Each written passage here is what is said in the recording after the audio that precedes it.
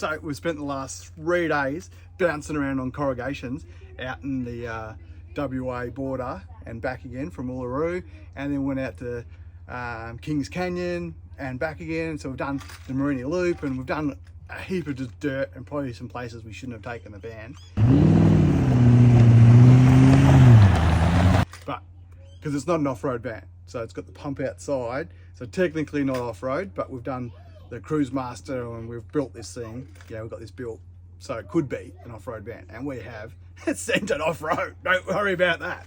So we found out why the fridge come loose, and why the doors open and pew, ejected all the food onto the ground. Doors opened and just poof, shit everywhere.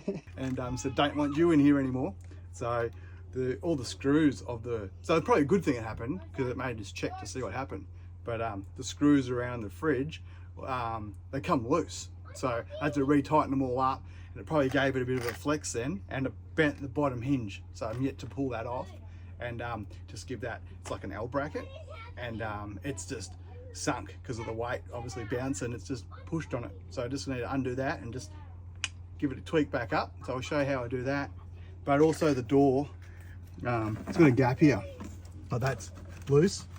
But that's been loose from factory pretty much. We've taken it in, and apparently they did fix it the first time, and they didn't fix it. So my fix is, I've got a bit of smooth glue. I'm going to smooth glue it in here, and because the only thing that holds this bottom bit of the door in is the screws. So I've got these long suckers, and they're black, same with all the other screws. And I'm going to go, it's got 3 pop rivets here, and I'm going to remove the pop rivets and put these screws straight in, and put the nut on the back side because you can get underneath, and got some Nylock ones as well. So that ain't going to come loose. That's going to glue it, seal it shut, bang. So but yeah, otherwise everything else has been groused. You're just going to go around and check all the screws in the door. You know, they must just vibrate a little bit and just slowly come out. So I've already gave half of them a bit of a twist, and but I reckon that's bloody brilliant. You know, like, we've spent 2 years on the road bouncing around. That's probably the last 3 days have probably been the worst corrugation we've ever hit. So I reckon that's bloody thumbs up, winner. So that's all it's going to take is bloody half a day going to Bunnings and that, getting it all sorted. Mate, no broken hoses, no broken pipes, no broken airbags, tanks. So, no tanks. So like, 1 broken light bar on the front of the truck. So it said, don't like you brackets, see you later light bar. So it sent that. So, and but that's bloody brilliant. So let's get into bloody fixing this. So if you've got a caravan door and your one comes loose down here, this will help you out, because I reckon this is the fix, which probably should have been done this from factory, but you know, these things happen. So alright, let's get stuck into it. So dust wise, perfect, no dust in the van, besides a little bit by the door, and a little bit underneath where the hose comes out from the dishwasher in that little cupboard, but just like very slight. So, and just where the door, it must come in through that gas vent on the bottom of the door. I reckon everyone gets that. So but we're only using the Dometic one, and I haven't opened this yet, so this is going to be the first to see how dusty how dusty this clip is. Filter. So look at that.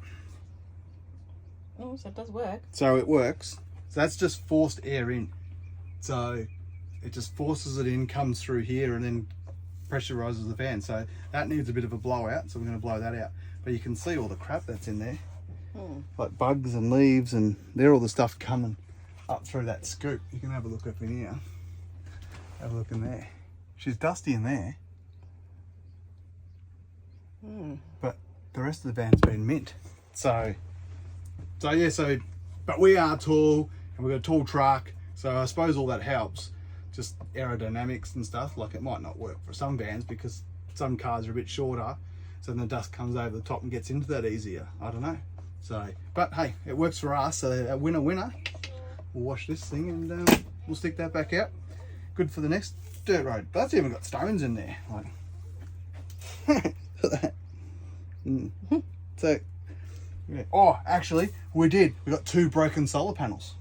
So the rocks must have flicked up over, landed on one on this side and then one at the very, very back. So you got 2 broken solar panels. So lucky there's 6, 7, 8, 9 solar panels on the roof, so it didn't really affect us. But we will go to Darwin, we'll Replace them. Yeah, chop those ones off and put new ones back on. So, but hey, winner, I reckon. So, and I don't know, I've heard of other people stones flicking up and hitting the top, and they've got stone stompers. Because I spoke to another bloke, he goes, "I've got a stone stomper, must just come in between the, you know, the mud flat and the stone stopper and just eject through it, and then just as it's flying through the air, just drops on it." So unfortunately, these things happen. So, and we got some new smoke detectors, because the other smoke detectors were just going off the whole time for no reason, in the middle of the night, and goes off. And we've changed the batteries and everything. So I've got these smart ones that don't require batteries and good for life. So it's super light too. So we'll throw a couple of those in. And I don't know, meant to have 2, one there and one there. Anyone know why we need 2 smoke detectors in the one room? Because it gets hot in bed. Yeah, she gets pretty fiery in there. So, righto, let's get into blowing this shit out and cleaning up this up. So.